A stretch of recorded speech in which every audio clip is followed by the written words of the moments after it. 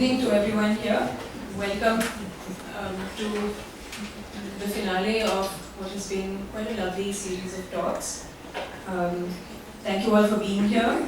My name is Deepika. I'm part of the team at the archives at NCBS.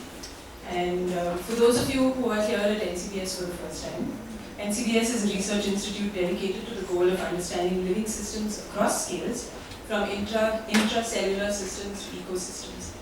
And the archives at NCBS is a public collecting center for the history of science in contemporary India.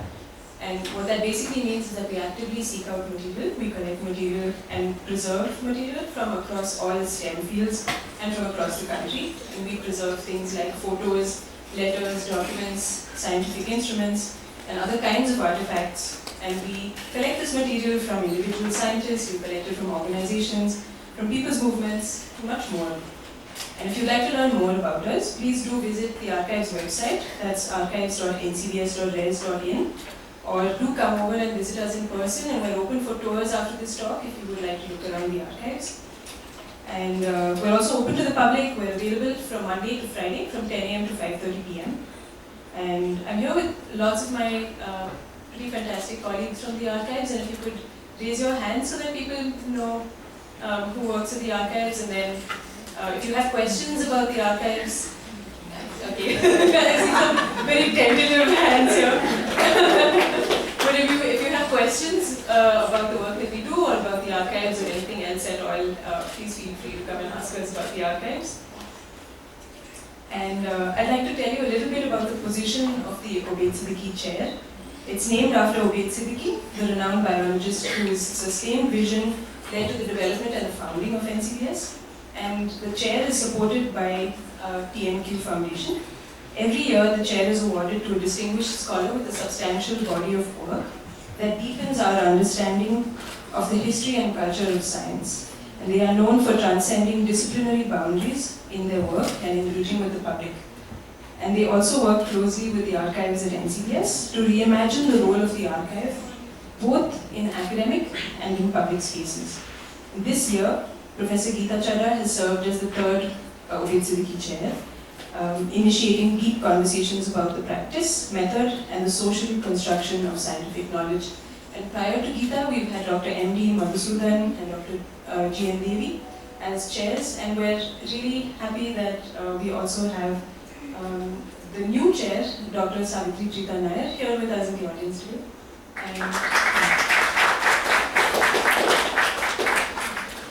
And as I mentioned, this is the last in a series of 3 lectures. The first one was at Surana College, and that was on Thursday, in which Gita outlined the contours of Feminist Science Studies. Yesterday, we had a talk at BIC at which Gita spoke about archiving women in science, and about also her quibbles with the term STEMinism. So it was titled STEMinism and Feminism, Archiving Women in Science.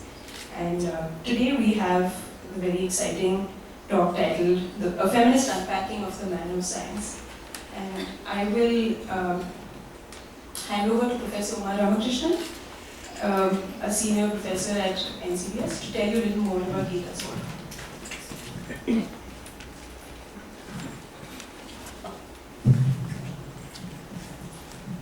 So, wow, really nice to see a full hall. Welcome everyone.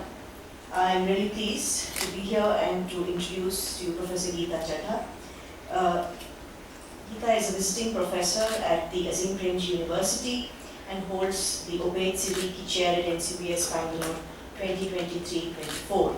Formerly a faculty member at the Department of Sociology, University of Mumbai, she has her PhD in sociology and has taught at Mumbai University and the University of London's International Program in Mumbai. She chaired the Women's Development Center at the University of Mumbai from 2016 to 2020.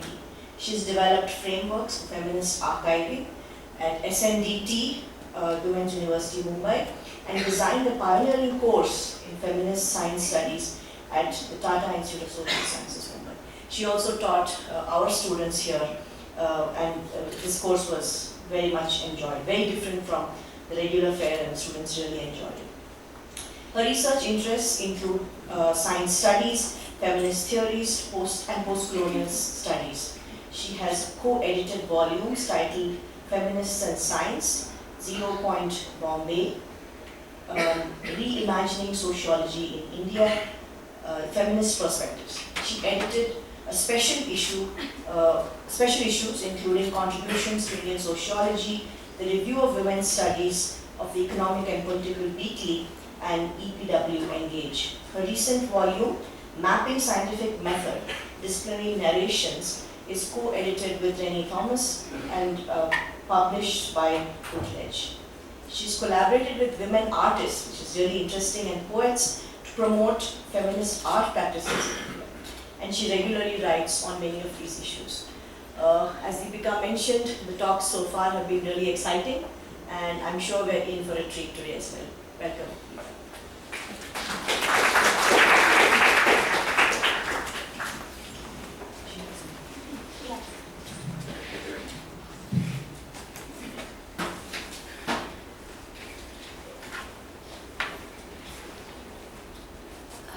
Good evening, everyone.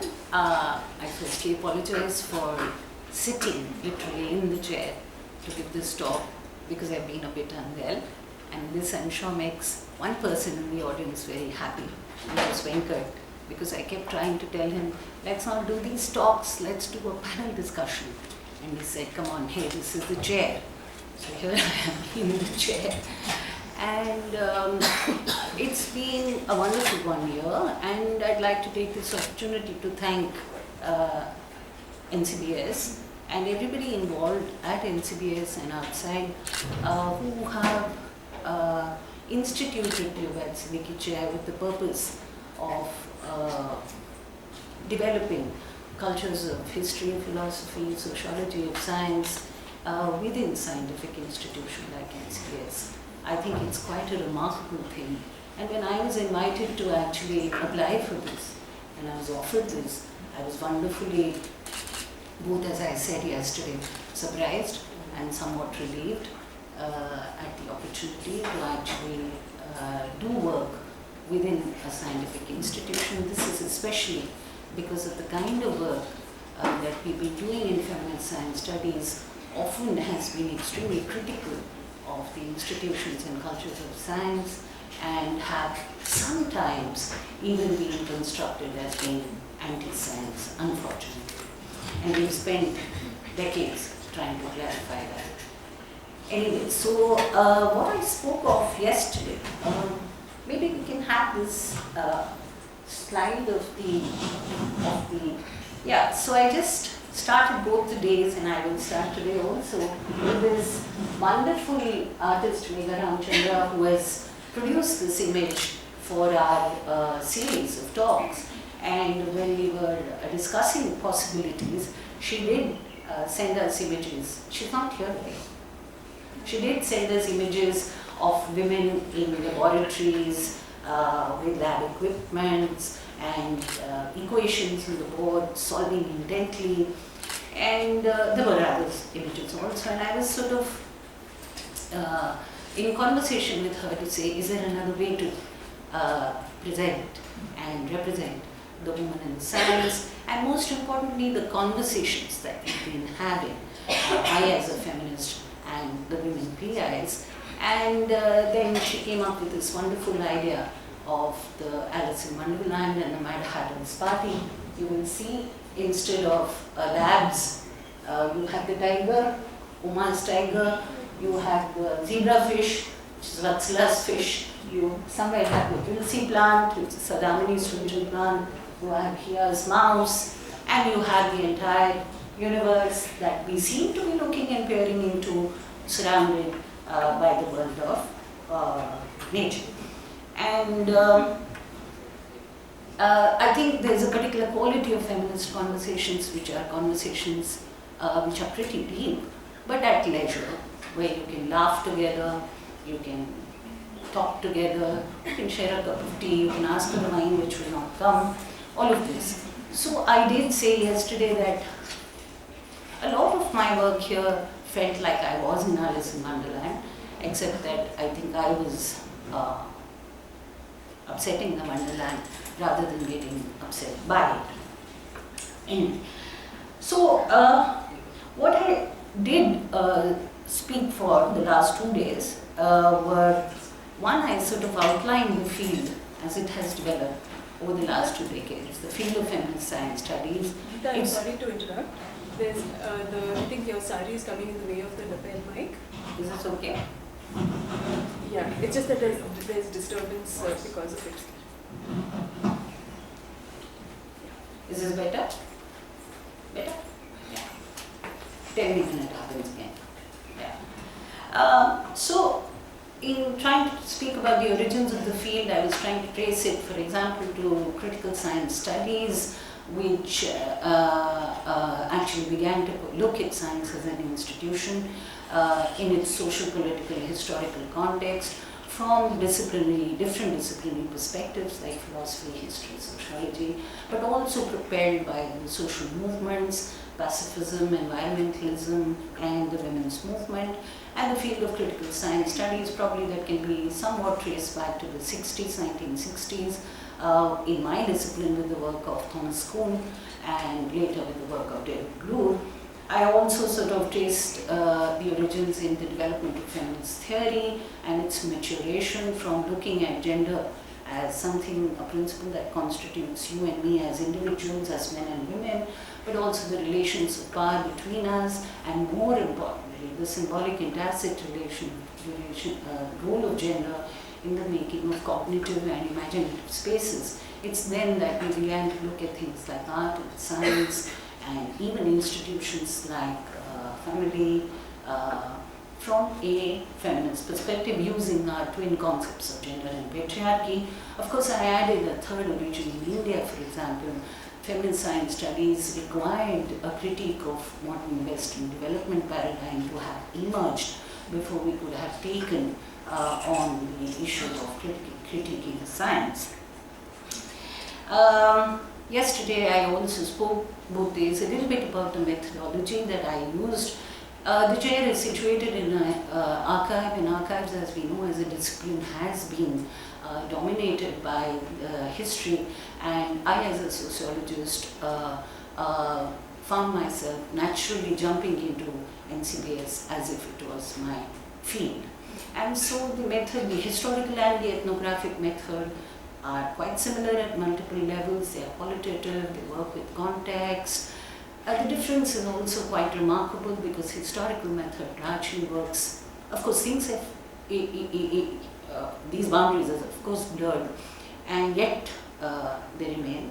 So historical method with its reliance on documents, on texts, on archives, and ethnographic method with its reliance on conversations, dialogues, interviews, observations, do tend to give us very different kind of insights into probably the same phenomenal world. So I used the ethnographic method, drawing a lot upon Geertz, and of course I used the feminist method of writing ethnographies or doing ethnographies, which is primarily to say that you look at a reality, you look at a phenomenon from the standpoint of women, which doesn't mean just one more point of view.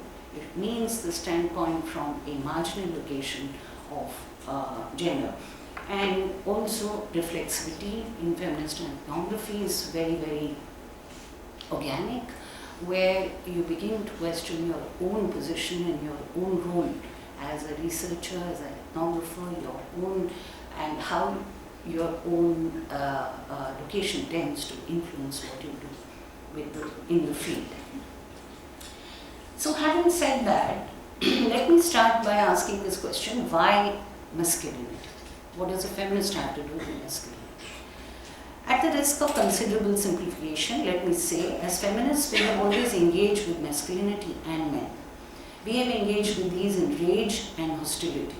We have seen men most naturally as enemies of women, and I put this in quote, as agents of patriarchy, as perpetrators of gender discrimination. Men, on the other hand, have either seen themselves as victims of feminism or guilty as charged. Of course, this chain gets broken and intimate in public spaces all the time. My interest in masculinity studies, in fact, was propelled by the Delhi gang rape and the kind of protests that we saw in the streets of Delhi, where a lot of young men actually came on the streets, and they came there in their own accounts, not as brothers and fathers and boyfriends and husbands, not even as allies of sort, but as what they said, comrades. And their overwhelming assertion was the kind of violence that they were seeing in the world around them should not happen in their name. And that is an entry point into understanding how we would look at masculinity today. I'm also tempted to share another anecdote with you, which is when I was teaching contemporary feminist theory in the Department of Sociology at the University of Mumbai. There came a time when I was in a dilemma because a colleague of mine, Dalit male intellectual, questioned and challenged my right to teach Dalit feminist standpoint theory, saying that because of my Savarna caste location, am I really the right person to do this? And this also led me to discuss some of this with my own students, and one of them said, would you let X-Sir, for example, teach feminism?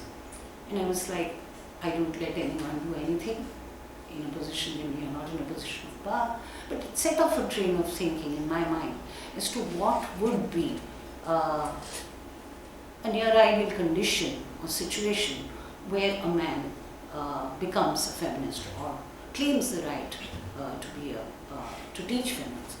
In my mind, it was very simple as I thought it through, which is that if men begin to, like Savarna people, begin to question the caste system or patriarchy from a location of privilege and power, but question their own privilege and power, and also question how the, for instance, gender ideology or caste ideology shapes them as much, even though they are in a position of power. How does that, and what does that tell us, and how can that become a tool for transforming of these systems? So it is roughly with that kind of thinking that I come into this question. So, the 13th century Baconian man of science was a man of aggression, a man who sought to violently control nature, rip it off its secrets in order to benefit from it. Bacon used the language of marriage on the one hand and rape on the other, plunder, so to speak, to chart the way of modern Western science. Many commentators, including Edmund Fox Keller, have linked this to the emergence not only of white supremacy through colonialism, but also to patriarchy and the control of women, along with the control of nature. English philosopher and historian of science William Whewell coined the term scientist, as some of us would know, in 1833, and it first appeared in print in 1834 while he was reviewing a book by Mary Somerville. Whewell wrote of an increasing proclivity of separation and disembowelment in the sciences between the chemist and the mathematician. It was argued that the general term philosopher was no longer sufficient to group together those who did science. It needed qualifying with prefixes like natural scientist, experimental philosopher, etc. Whewell introduced a unifying term, the term scientist, for the students of knowledge of the material world collectively. He proposed that by analogy with the artist, they might form the word scientist. But the term man of science persisted. In 1894, J.D. Garrington, an editor of a science magazine, did a poll asking a group of 8 men of science about their vote for the use of the word scientist. It was voted against 5 to 3, reports Melinda Baldwin in a short piece that she wrote in 2014. Most 19th century scientific researchers in Great Britain, however, preferred another term, man of science, continues. The analog for this term was not artist but man of letters, a figure who attracted great intellectual respect in Britain. Man of science, of course, also had the benefit of being gendered, clearly conveying that science was a respectable intellectual endeavor pursued only by the more serious and intelligent sex. A biographer of Mary Somerville, I think it's Kelly, who argues actually to say that Whewell actually was using this term scientist to actually include Mary Somerville's what he called female brain or female understanding of actually looking at, she was a polymath, and to actually look at any phenomenon from a more unified perspective.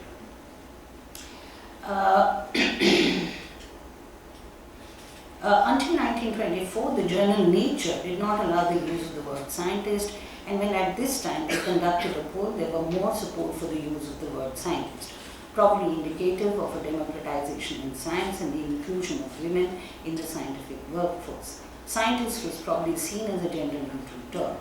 But even then, as Baldwin points out, Nature decided that it would not forbid their authors from using the word, but still not allow their staff to do so. Nature was far from alone in this stance. The Royal Society of London, the British Association for the Advancement of Science, the Royal Institution, and the Cambridge University Press all rejected scientist as of 1924. I'd say that the term man of science still persists in the popular imagination and is linked to the origin story of the term scientist. In the separation of academic disciplines into the silos of the humanities, the sciences, and the social sciences, as Immanuel Wallerstein points out in Open the Social Sciences, the Goldberg-Gann report of 1990, that the hegemonic privileging of the sciences, the separation between the man of science and the man of other occasions, like philosophy, art, religion, and politics, was clinched in the Enlightenment era of European modernity and the institutions of education that were built and shaped around that idea. C.P. Snow's well-known classic Two Cultures embedded the idea of the separation of science from other pursuits into the times and much thereafter. The man of science, the genius, so to speak, became a man singularly in pursuit of rational knowledge. He became the epitome of all that stands for truth and progress. In India, what characterized nationalism in colonial India was the need to define the distinctiveness of the Indian civilization. As many commentators have pointed out, Ashish Nandi being a notable one, this idea of nationalism also constructed the notions of Indian masculinity.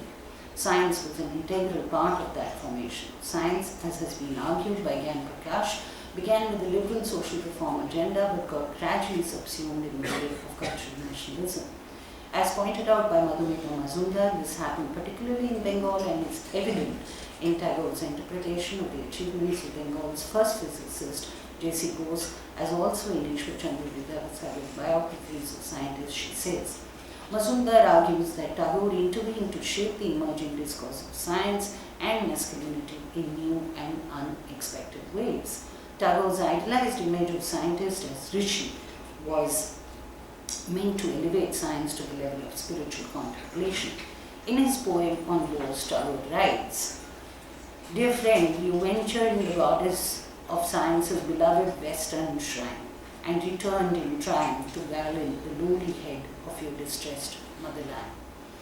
While Tagore was the author of The Scientist as a nationalist masculine icon bearing the spiritual force, it was left to scientists like Bose and Praful Chandra Ray themselves, Mazumdar says, to reinforce their self-images of the scientist as Rishi in more compelling ways. Bose, sacralizing the space of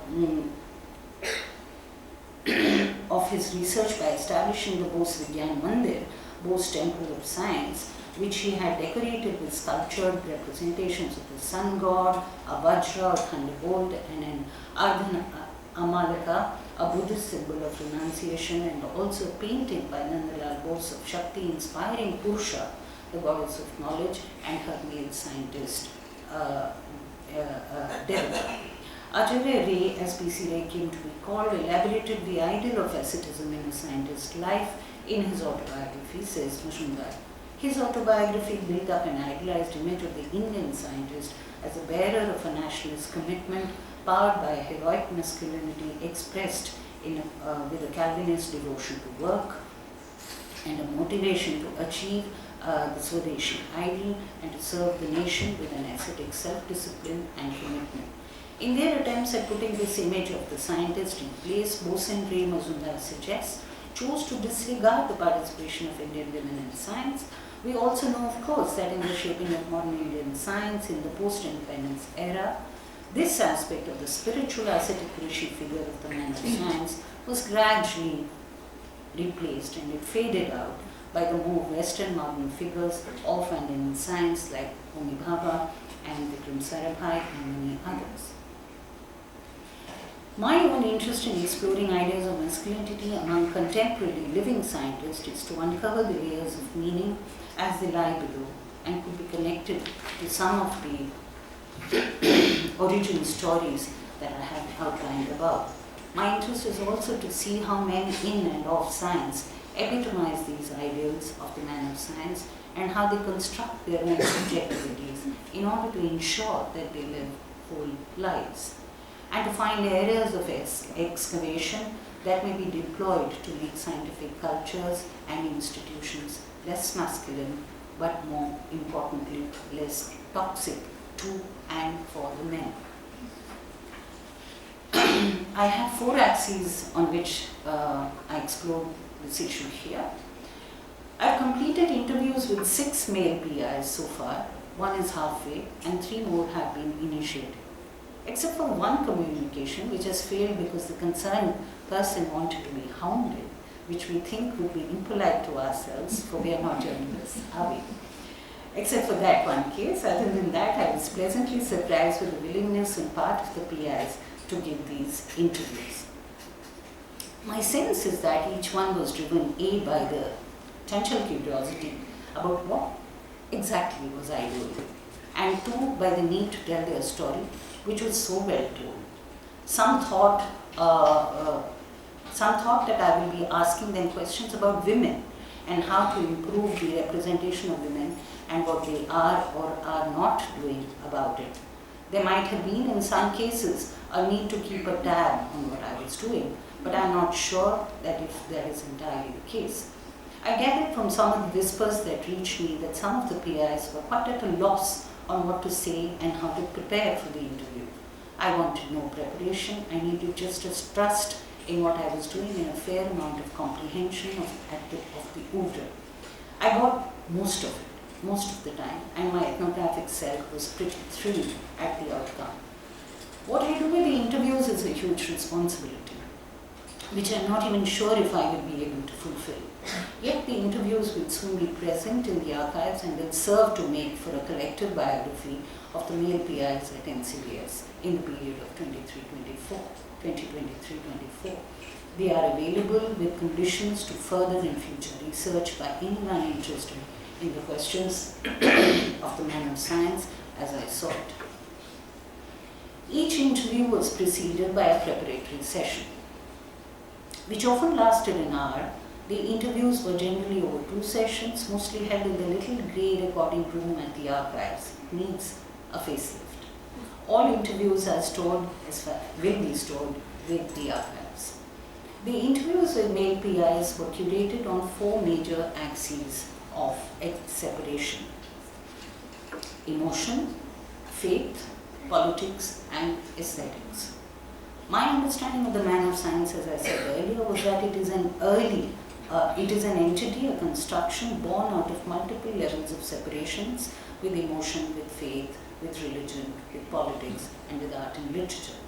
The scientist, on the other hand, was also historically, as I just said, a unifying term, a category to bring together the physicist, the chemist, the biologist, and also probably to perhaps promote what Llewellyn thought Mary Somerville had, which was an integrated vision. While the 2 ideas get conflated, I'd say they require to be seen separately. Scientist, however glorified in a sense, has become a profession largely associated with men, but the man of science is an idea that remains aspiration and intellectual ideal that people uphold. It also, interestingly, applies to the woman in science. It is, in a sense, a Weberian ideal type. A work in progress is always difficult to assemble. Hence, what I report today is at the tip of the iceberg.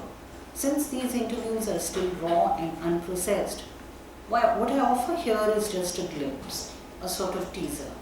Instead of paraphrasing or selecting quotes, I have selected 4 and two small other significant conversations to share with you, to give you a sense of where we might be going with this. In some places, I have touched up and edited the conversation in the interest of better intelligibility. The material in the interviews is rich, complex, and nuanced. My own processes as an ethnographer are still finding formulation. The ethnographic is still to gain the necessary theoretical sophistication and also the required analytical rigor. I decided to present this work here today simply because I do believe that this engagement flags off an additional contour to the field of feminist science studies and will hopefully lead feminist scholars in masculinity studies to take it further. I'm also toying with the possibility, depending on logistics and willingness, of recurating these interviews as podcasts for the public domain. Unlike the female PIs, who all come from largely homogeneous backgrounds of caste, class, region, and religious privilege, we see more diversity among the male PIs at NCBS. There is a range of privilege here, from an unmanageable vulgar level of privilege to an unmanageable vulgar level of marginality. One finds it all. I was gasping for breath, I still am, on how to make sense of narratives of men who made a choice to be in academics because their privilege generously allowed them the indulgence, to men who made the choice because entering into the academia, particularly into science, was the only way to gain a dignity for their community, their family, and the self, where academics and particularly the pursuit of science is the safe haven, the escape, a space free from all social traumas. How does one promote critique in this context? I became fearful of doing so. I recognized that it would require deep and gentle cleansing of trauma before critique would find a home. How does one wrap one's mind around the fact that the tragic death of a partner and that of a sibling lead men across privilege into grief and unresolved trauma, which might express itself in very typical masculine behavior? How does one learn as an ethnographer to put a scale on human suffering and structural privilege? How does one begin to justify not calling out privilege but beginning to call it in? How does one, after peeping into trauma, set aside privilege, or when peeping into privilege, set aside trauma? It is uncommon and rare for men to reveal their vulnerabilities. How then do I receive so much of it? How do I not hug my respondent when they share their grief, their tears in an interview? How do I make another feel safe when they are unable to share the trauma of religious rites that might have been buried into their subconscious? Before I become more self-indulgent and make this more about myself than about my respondents, let me pause here, let me halt here and take you into the space of the conversations. Keeping in mind the norms of ethnographic writing, I will refrain from naming anyone right now, but I will also not try false ways of concealing identities. While I have consented from all my respondents to use the interviews in my talks, I still have to navigate some very complex issues for myself about how not to make more vulnerable those who already are. So I picked up one conversation on the question of emotion. My interest here was, of course, to explore the place of emotion in the life of the male scientist, to understand how they navigate their way through it. And here is one conversation. The man of science is constructed as a man of reason, of rationality, someone who is not emotional or who knows how to keep emotions out. How do you see yourself doing this? Despondent. Well, I personally don't accept that kind of view of a scientist. That view comes from European Enlightenment, a modern European view. I think that in fact there has to be a certain amount of emotion in whatever work you do. I think you always have to make certain choices in your scientific work or even in life in general. But behind whatever choices you make, you always have to think them through. You always have to consider the options. I think it's equally true in scientific work as it is with other choices you have to make in life. And I think honestly the picture of somebody especially in our times, who makes these choices without a certain amount of emotion, I consider it to be quite false. And I think ultimately one needs emotion. Me, what do emotions lend to our understanding of the world? I think how emotions enter our understanding is a complex question. I certainly think that, and this is related to some of the previous conversations we've had, that really if we are talking about our understanding of the world in a broad sense, then I think emotions play a big part in it. Particularly I would say, and this may be a longer conversation, but I think that the concept of love is something that can't be separated from knowledge. And so I think philosophically speaking, I do think emotions play a big part, but even just concretely speaking, you struggle, even in small decisions. Should you work on something that is popular? Should you work on something that will get you a certain amount of prestige in the field? Should you work on something that you know the general scientific community will be, as it is currently structured, interested in? Should you work on something you think is important, maybe for other reasons? These are decisions one has to take, and ultimately these are quite emotional decisions. While almost all the respondents echoed similar views on the subject of emotions, the responses ranged from how to manage emotions, especially when you receive a bad review and go past them for a paper. Almost all of them indicated that the passion to do science is an emotion in itself. Some indicated that it is natural to develop an emotional connect with the material they study. All accepted the role of friendship in their lives, but also indicated on the difficulty of making professional friendships. These were a set of questions that I actually commonly asked also the women PIs in the archival interviews. And women, I find it much more difficult to make professional friendships than men do. Two of my respondents spoke about their vulnerabilities, and when I asked, they spoke of their ability and ease with crime. Grief and childhood trauma, I found, were big shapers in the way some of my respondents have shaped themselves. As I said, this is the tip of the iceberg, and there is a mine in the material to be excavated, tapped into, and written about. Each one of them actually presents complete biographical possibility. The second axis, which is on politics, I've sort of picked out three conversations which, as you will see, tell us different things about the place of politics, for example, in a contemporary living scientist. I met Obaid through Yumna. She said my father was in this city. He wanted to meet up with some biologists because he's starting a new institute in India. I asked, this was 1996, 95? No, this was, I'm trying to place this, I'll tell you why. When was Babri Masjid? 1992. So this is 1993. 92 Babri's Masjid happens, and I had absolutely no idea about the sort of change happening in India.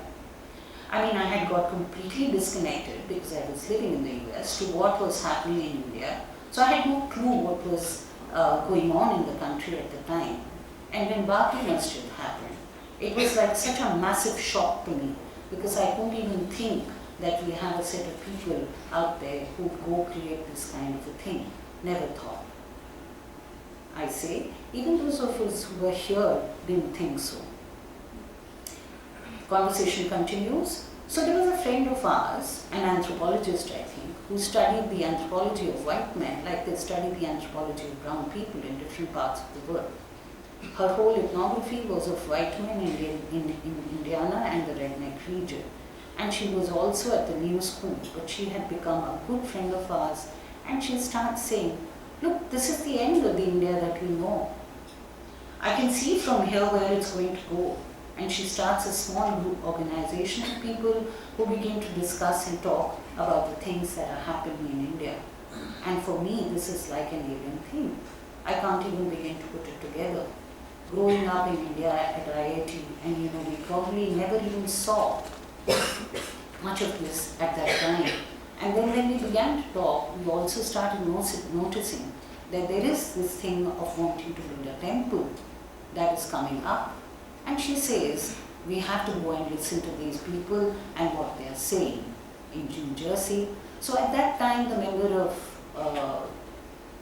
the BJP starts coming and talking about how they are going to build this temple, and it is now time for the Hindus to rise. So we go to these places. What happens there is wherever we go to listen to these fellows talking, and they are saying the most, I mean now it would be an almost harmless thing today, but at that time it seemed like the most vicious and wild things that were being said, and of course they were getting some traction in the local diasporic community. So this is something that is happening, and then I meet Obaid next year, and Obaid says I'm going to set up an institute, and as I said, I felt like I didn't want to go back and live in India, and my wife was the one who actually felt she wanted to go back at some point. But then what happens is when I'm finishing my postdoc, Obaid writes to me and says, would you be interested in coming and helping set up NCBS? We're just beginning to set it up. I think NCBS begins 1992 is when documents are signed, 93, 94, first lab begin at IIC and TF. I grow. So you said yes to Obaid right today. No, it takes a while because by the time there are other offers coming up in other parts of the US, I'm finishing my postdoc and there's some buzz around the work that I have been doing, and there are people who say, why don't you come and pursue those things here?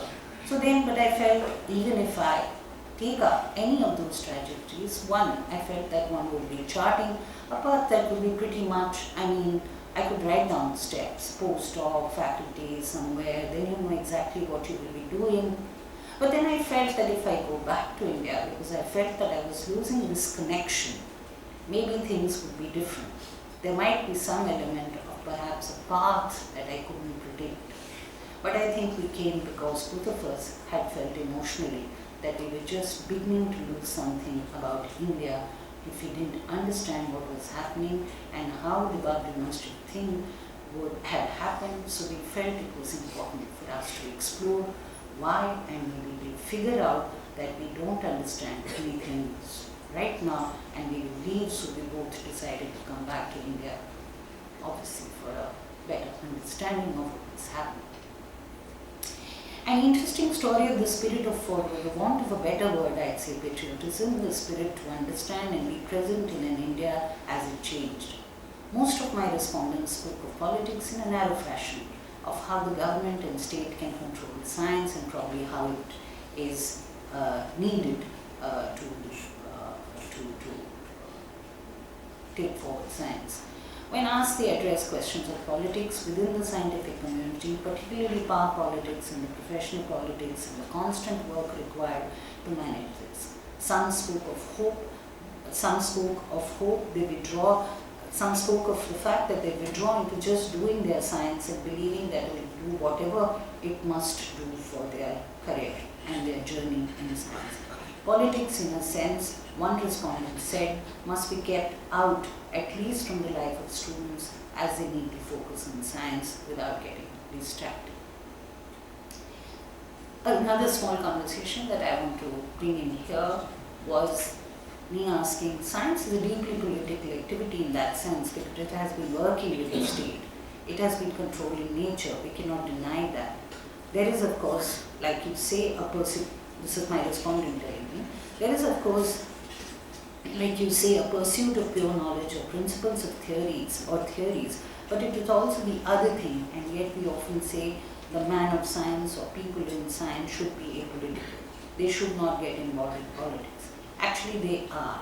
If we accept that they are, then we can also shape it to say that they can be involved in politics, but politics of a certain kind. The third little, but the most significant conversation I thought that I'm picking up here on is on caste. My respondent, in one part of the very, very long and intense interview, says, my uncle used to say that if anyone asks who you are, say you're a Chamar. My uncle in Fagwara, Punjab. For him it was a kind of humorous, this young little kid running around in the streets of Fagwara saying, I'm a Chamar. But I often now look at people in the eye and say, I am a chamar. So I ask, do you have to say it here? And they say, once or twice I have said it. And I say, even having to say it once is a lot, isn't it? Yeah, twice to the same guy. He would make these jokes about how you should just hire Brahmins. At least you know what you get in when you hire Brahmins. He would tell me this. I don't think he knew my caste identity, which is why the first time I am a chamar came out and he goes, oh, okay, oh, okay. The second time it was more like, look, I am a chamar and come the uprising, you will be the first against the wall. I say, were you angry? My respondent says, I felt I was more jocular. I say, yeah, we've spoken about the humor as another form of anger. We displace and why not? But we know for a fact that the scientific community in India is dominated by upper caste people, and we also know that they uphold very casteist practices. This has been enough spoken about and documented. Did you feel like you were facing this all the time, or maybe subtly? The response? Subtly it's there, definitely again. It's that feeling that some people have of being entitled. You know, when you're asked to do something, a particular job, they'll say, you take care of this. You know, I can't really do that. As in there is a certain caste system, like this kind of work is not what I would do, I'm doing the big kind of science, is that what this is? Yeah, so please take care of the admin stuff, that kind of thing. I ask, do you resist it? They say, to some extent, but I'm quite actually good at getting people to do the work. If a faculty member needs to do administrative work, I get them to do it at some point.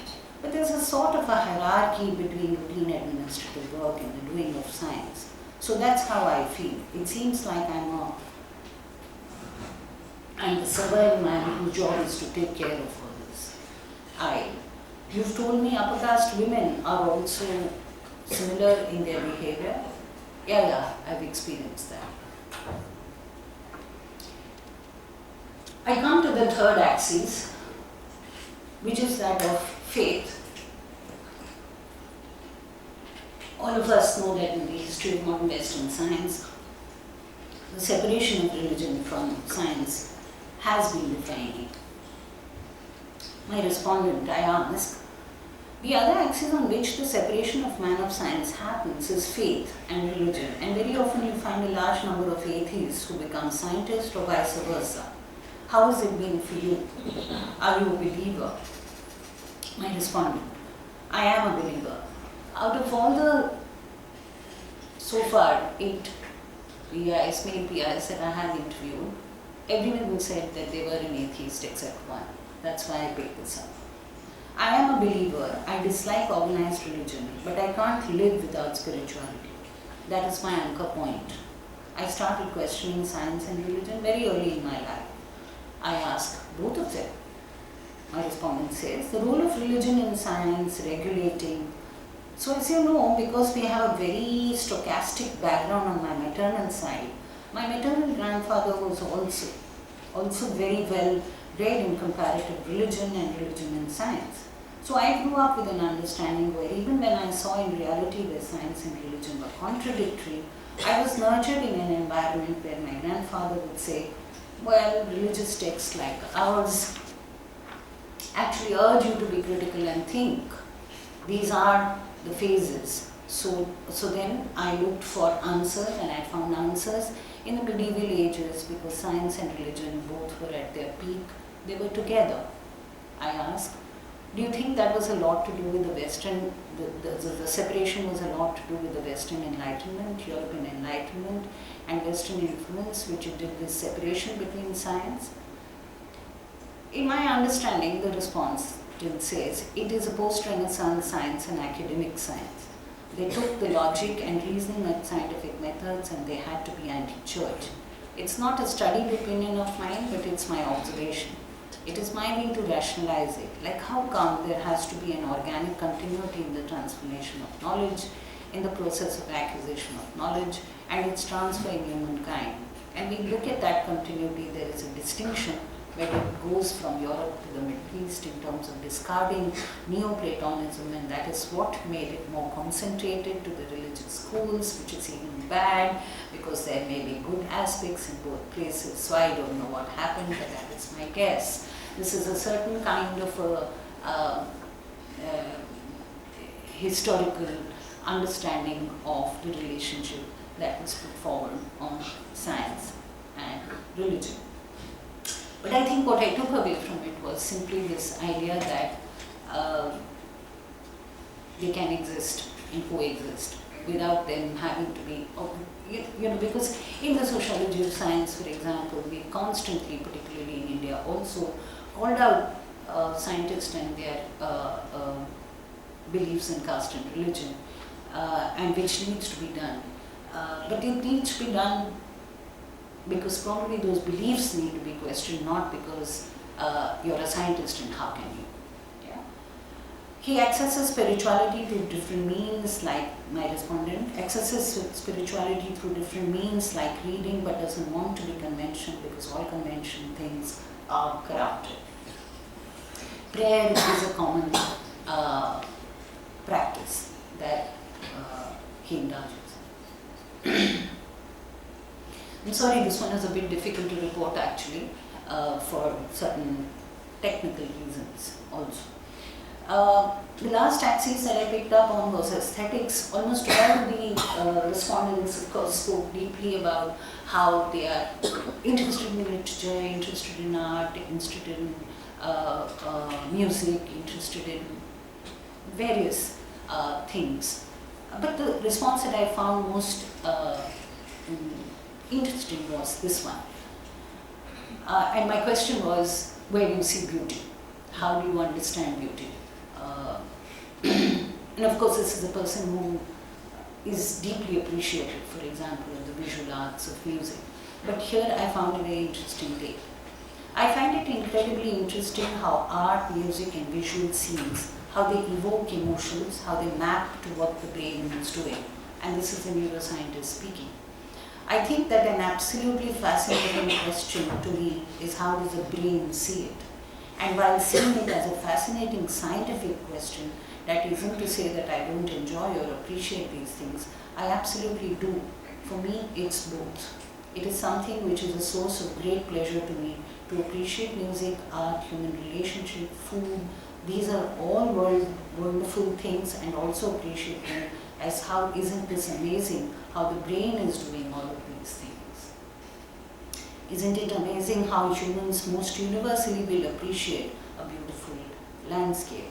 Now what is it in the brain that is programmed to say, this is nice? Isn't that a marvelous question? So it was a very interesting response because it sort of brought together their interest in brain and an interest in how the brain actually processes beauty.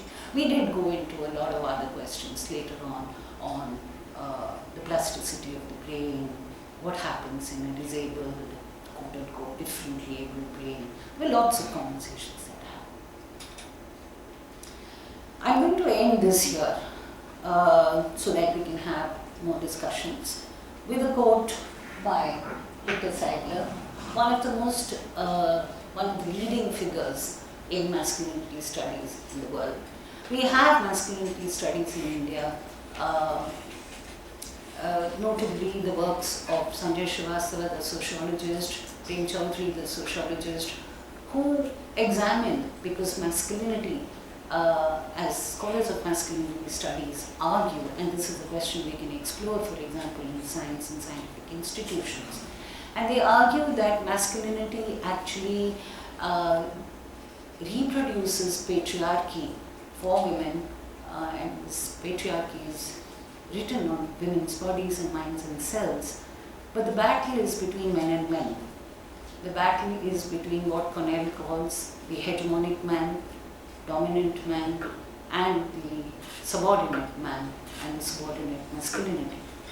And the work that both Srivastava and Chaudhary do is showing us how both in rural and urban settings, these are both ethnographic works, in rural and urban settings, how men play against each other, men play with each other to ensure power of the hegemon. And so this dynamics between men and men is what actually also is a very, very important study of in masculinity studies. Victor Seidler writes also extensively about the kind of guilt that feminism has produced in men and how men find it extremely difficult to navigate that guilt, and either the response is aggression or the response can be, he argues, reflexive.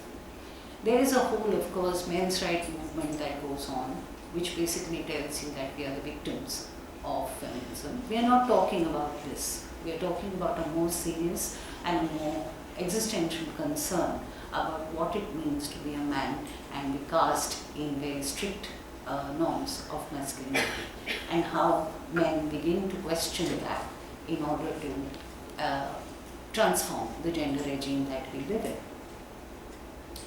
Now, even in masculinity studies, there are two kinds of scholars, those who draw the lineage from feminist scholarship and those who do not. And our attempt here is always been to sort of bring in the connections between the critical apparatus that, for example, feminist scholarship offers, and how that can be used also to understand men, but a bit in positions of power. It is not to say that patriarchy or the gender regime that we live in equally oppresses men and women. That is not the idea. It does not equally oppress. It oppresses men, women much more. It oppresses some men much more. The question is, of course, how do you question your own location and your own power and privilege? So Seidler says, for many years now, feminist theory has illuminated the experience of women, but there has been a strange and unsettling silence when it comes to the experience of men. In part, it is for men to analyze their own experience, but this can only be done if we break with the invisibility we have to ourselves, he says. For so long identified with the impartial voice of reason, we have in part concealed our power through universalizing ourselves out of a personal existence. It is embarrassing and self-indulgent, or so we tell ourselves, to share our experience, especially when we can hide in the quieter waters of theory. But only if experience and theory are brought into relation with each other, as feminism has discovered and offered, can our understanding develop in a vital and living way. At issue are not only new forms of theory, but crucially different ways of living fuller and more meaningful lives as men. That's it. We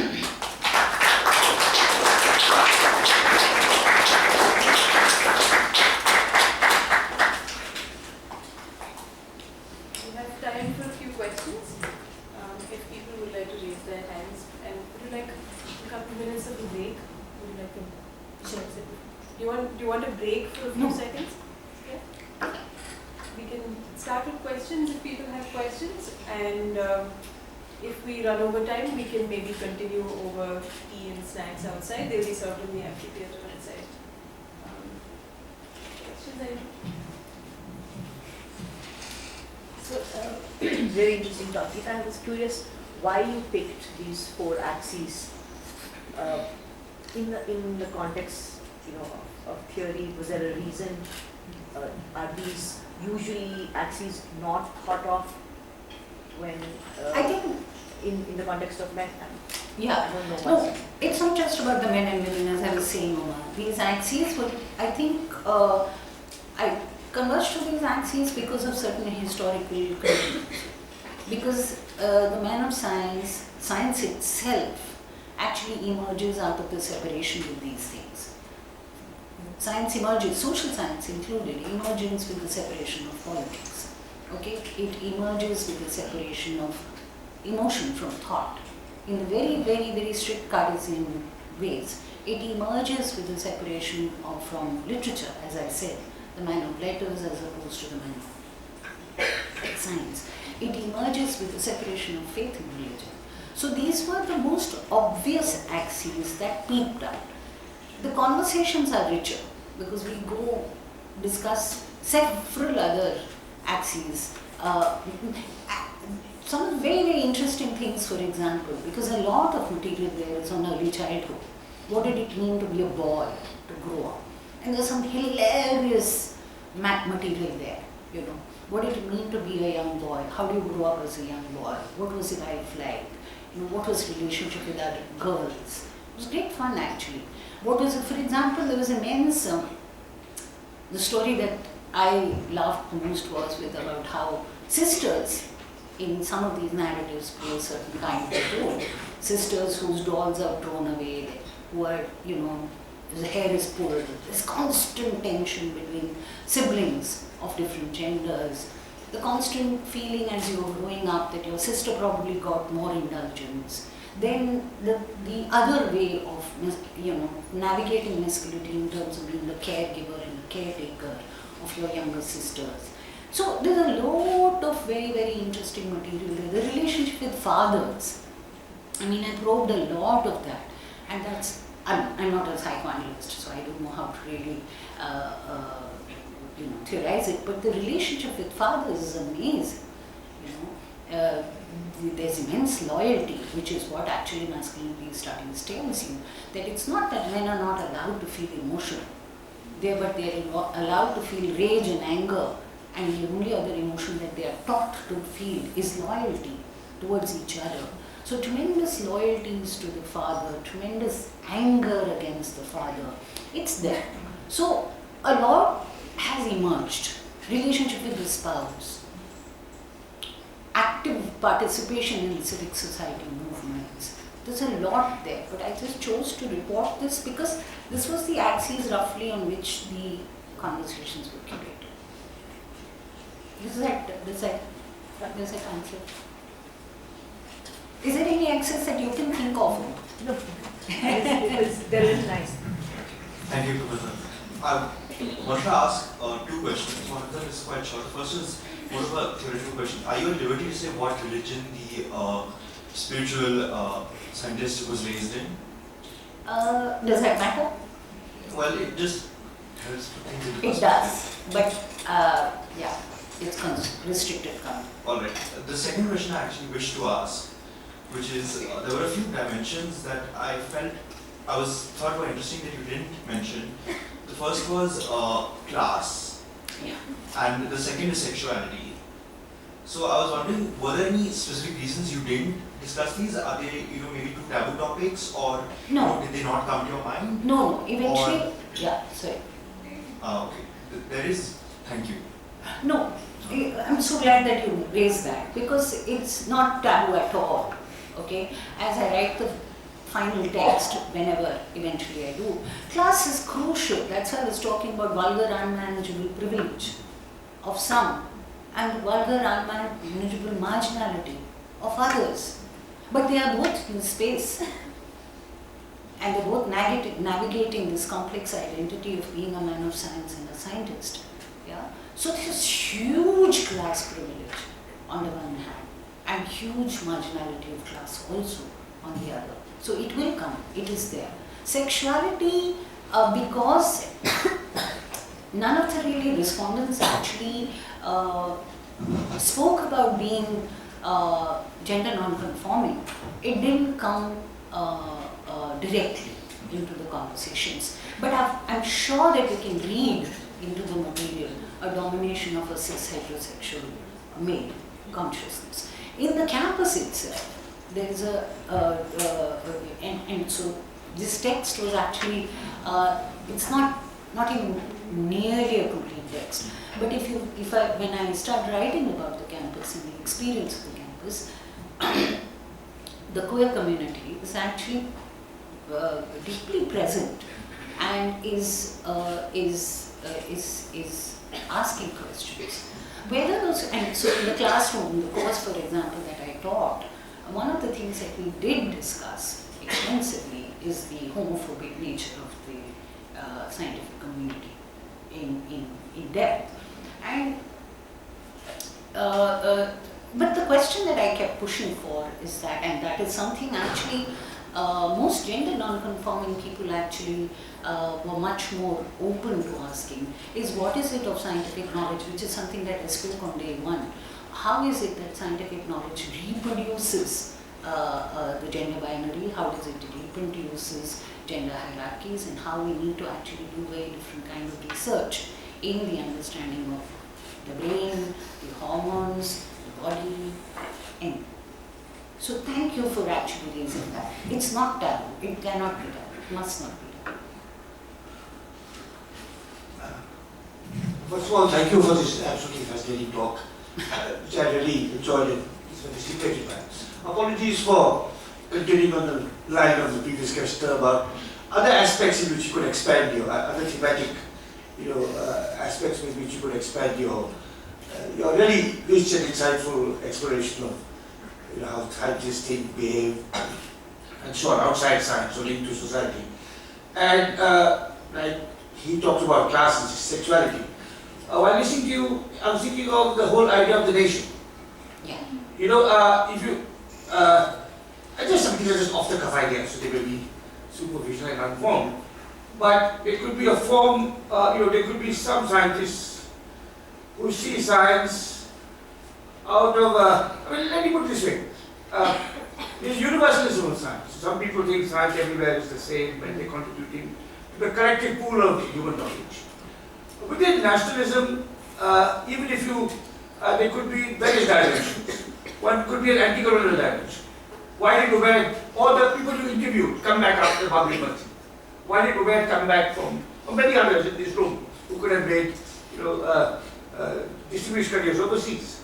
And I'm sure Chinese scientists, Vietnamese scientists, Malaysian scientists who go back also are animated by a kind of patriotism which is, but not really anti-colonialism, but a wish to see a commitment to their country and wishes to see to contribute to the collective stock of knowledge.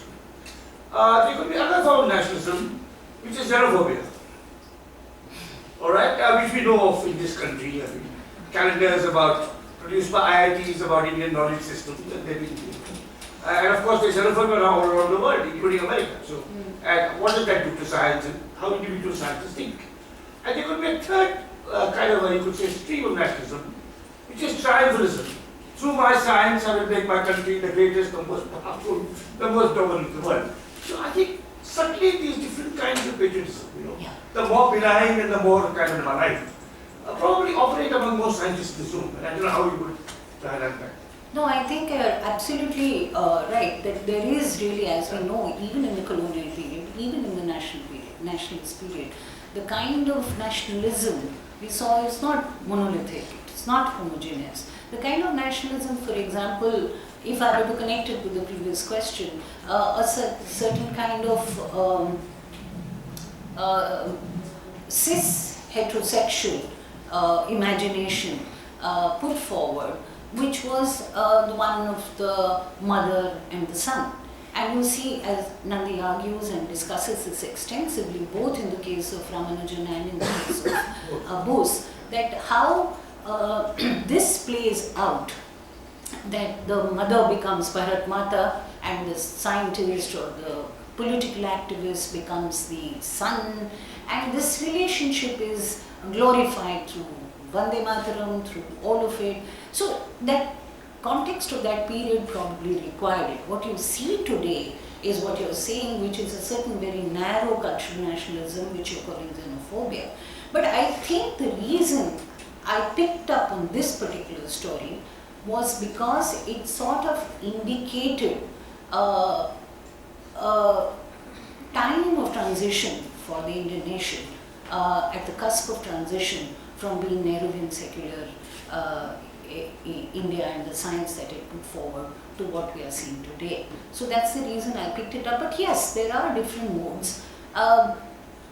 If you start doing this kind of ethnographic work across the country, we will see the diversity. But here, I'd say I still found a conformism to Nehruvian paradigm of science and nationalism. It's still there. It's still very strong. but extending it to other axes is possible, more than possible. Thank you, Gita, for your talk, which has sparked off so many different kinds of questions. And I regret that I haven't attended the previous two talks, because it's possible that what I'm asking you has been addressed in a previous talk.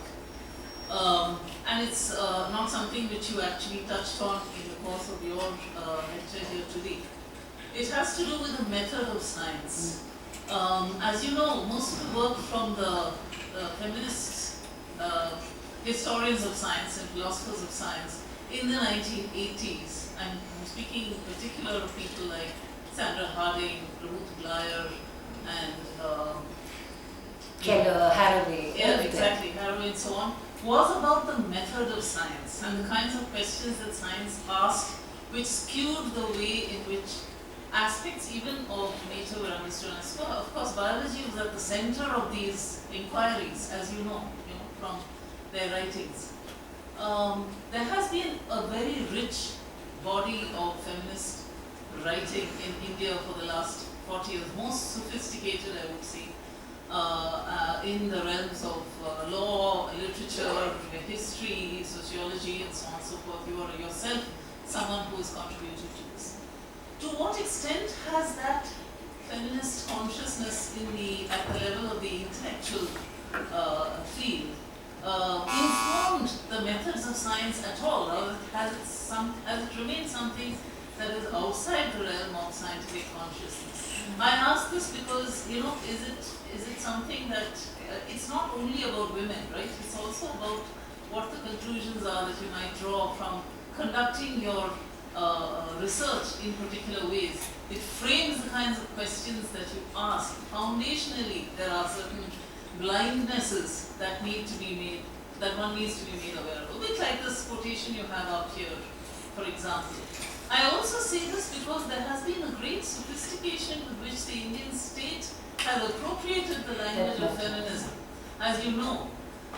So what if we are, if you sort of come to the conclusion that the methods of science have remained somewhat impervious to the questions that feminism has raised, both in India and elsewhere, what accounts for that imperviousness? Is it this commitment to a certain kind of objectivity, which is exactly what was at the center of what was critiqued in those days? Yeah.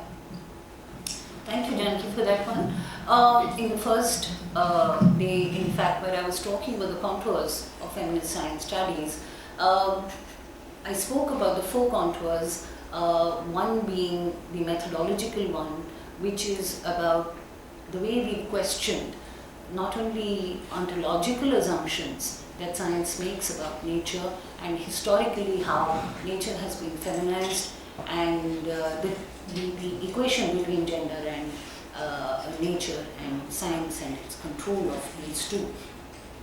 And also we, in the methodological canon, have been working towards asking epistemological questions about the nature of scientific method and the kind of ideas of objectivity that have been destabilized not just by feminist scholarship, by critical race theorists and gender non-conforming queer theory today. The whole question of method has been deeply questioned, challenged, but centrally the idea of truth itself, an absolute universal truth even through science, has been deeply questioned and challenged. And a recent volume that Rennie and I worked on, where we have asked practitioners from different disciplines to actually speak about how scientific method first got embedded within those disciplines in the early phase and the inception phase, the birth of the discipline, meets the challenges somewhere around 30, 40 years, 50 years down the line. And then how do we reclaim that method? Yeah, because with the challenge of a certain postmodernism, a certain post-structuralism, as Harding herself says that for us as feminists, those challenges are important. because when you actually challenge the idea of an absolute truth and relativize it to cultural context, it actually makes us make our arguments better. Having said that, if we fall into a total relativism, which a lot of people have been doing, to say that everything is truth, so the truth from the margins and the truth from the power centers are, well, both truths. To avoid that kind of a problem, for any epistemology which aims at a praxis of social transformation, we cannot afford to go to that extreme of relativism. So how then do you navigate between an absolutism on the one hand, which conventional science and scientific method will put out, and the total relativism which the postmodernists actually fall into? And I think what Harding does, and Haraway does, and in sociology David Bloom does, is give us this idea of the standpoint. That you look at truth as produced from standpoints. There's truth which is produced from centers of power, and there's truth which is produced from the margins, which is not privileged. And the job, in a way, of any critical radical pedagogy or research or episteme is to be able to bring perspectives from the marginal groups. And this has been a discussion, for example, in what do we do with indigenous knowledge systems across the world. How do we give them credibility? How do we bring validity to them as we speak about the modern knowledge systems? So it's a complex terrain, it's a very difficult one. It's impervious to an extent. And yesterday, for example, at VIC, we were having this conversation about what does it mean to bend a discipline? Yeah. So for example, how have we done it in history? How have we done it in sociology? We've asked different questions from the margins. Now, can this be done, for example, in biology? And it can be done because you see a lot of feminist biologists asking very, very different questions from the standpoint of women, female body, female brain, and they're doing reasonably good work. Why isn't it happening in India? It's a matter of time, is what I feel. I genuinely believe that because in the last 25 years what we've seen is, on the question of underrepresentation of women in science, the earliest model that women in science themselves believed was that it has nothing to do with science, it's because of society and outside responsibilities and rules. In the last 10-15 years, we've seen a shift on that. We've seen women in science begin to recognize that the problem lies with science and scientific institutions. And there is an attempt to address that. So, but as of now, the commitment to a universal truth and the scientific method is too strong, and it is, especially because of the political context that we live in, it has become even more necessary to hang on to this idea of the scientific truth. So, it's a political difficulty. I don't think it is a methodological problem. Because methodologically, all you have to do is when you're designing your research design and you're looking only at male rats, it's important for you to bring in your female rats and do that. It's not so difficult to do. It's important to ask the question why women's bodies are looked at only in terms of their reproductive function. It's not so difficult to ask that question. Why don't we look at other aspects of women's bodies, etc., etc. It's not very difficult. I think the problem is the fear that we will drop into relativism, and the fear that not only will we drop into relativism, we will drop into a certain form of political right. And I can say this out of our own experience of starting off this in the late 90s and being told, from example, from the orthodox left to the orthodox right, both of them, both the constituencies were completely closed to even engaging with the idea of how to develop critique and how to actually develop science criticism. Because I think there is immense fear of ambiguity, uncertainty, things like that. I don't know whether that answers your question. And of course, more logistically, more practically, frankly speaking, where will the critique emerge from? if the way our education systems are actually constructed, scientists don't get to interact with historians, with sociologists, with anthropologists, and so how are we going to sort of promote reflexivity or criticism or critique, or even really look at things from another point of view? It's not going to happen unless we sort of break the silos, which is again something I was speaking about yesterday. And the other thing that we spoke about also yesterday was, because of this apolitical character and nature of science, which we sort of reproduce continuously, the connection with the political movements is rather poor. And that's why I've taken politics as an axis, rather poor. So how do ideas of citizenry, for example, even begin to then impact upon the kind of science you do? It's a journey, it's a long one. I think I interrupted you with something. You were saying something. No, I just wondered what your interviews revealed regarding that question. I didn't in these interviews, Janki, ask questions on the method. Okay? In these interviews, we didn't really go there in terms of method, but that's something maybe that can be done.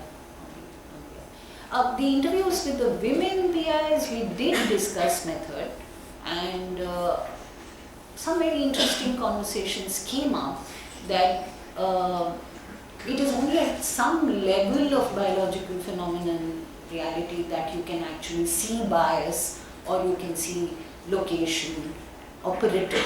But at a fundamental cellular structure, you can't see that. Is some of the roadblocks in this. And then conveniently we try to then ask the question of language and how language is actually used and reproduced within scientific research. So, yeah. But yes, it's central. We take one last question and then we'll bring it on. I'm here. Where? Here, at the back. At the back. So I wanted to understand this thing about the axis of aesthetics that you were speaking about.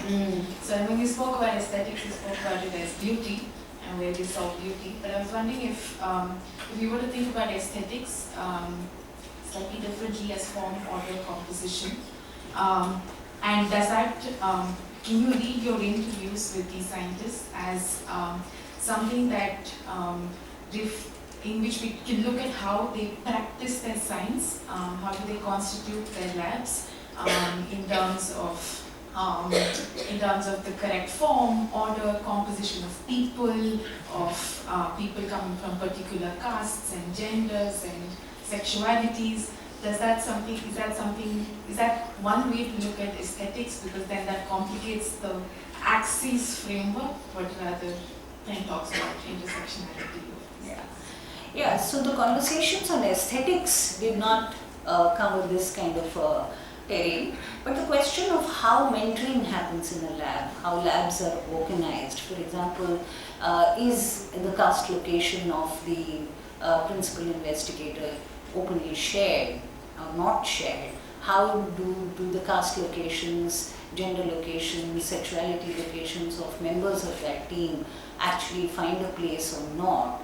These were questions that definitely found a lot of resonance, and I do think that there are sensitive laboratories and there are laboratories that erase this. But I think I'll try to sort of answer this question also a little differently in terms of the course that I taught. One of the things, the assignments that I gave, for example, was to do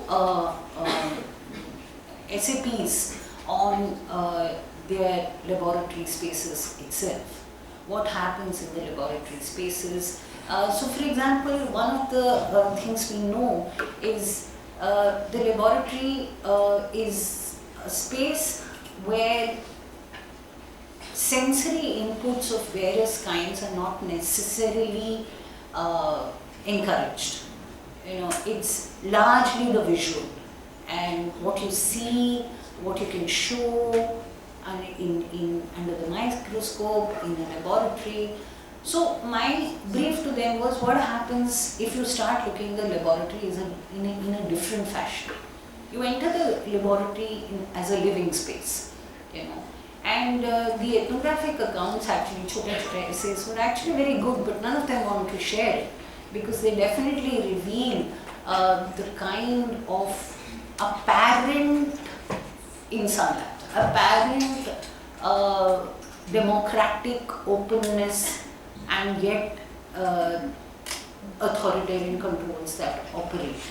Yeah, apparent democratic processes and the cancelling of those that can happen in a situation of crisis. Yeah, so it was a very interesting exercise that the students did to speak about. For example, when they enter a lab, do they even notice that the lab workers come, clean the lab, what happens, who are the people handling the equipment, what does a technician do, or is it a lot to do with, I have a deadline, I have a lab meeting, I have to do this, I have to do that. So the effort there was basically to open one's mind to a more, more holistic, if I may say, more integrated sort of a relationship with the laboratory. And that produces its own kind of aesthetics, which is far, far more well-rounded. Thank you very much, Gita. Thank you very much, Gita. Thank you everyone for being here. Please join us outside. Tea and snacks will be served in the amphitheater outside.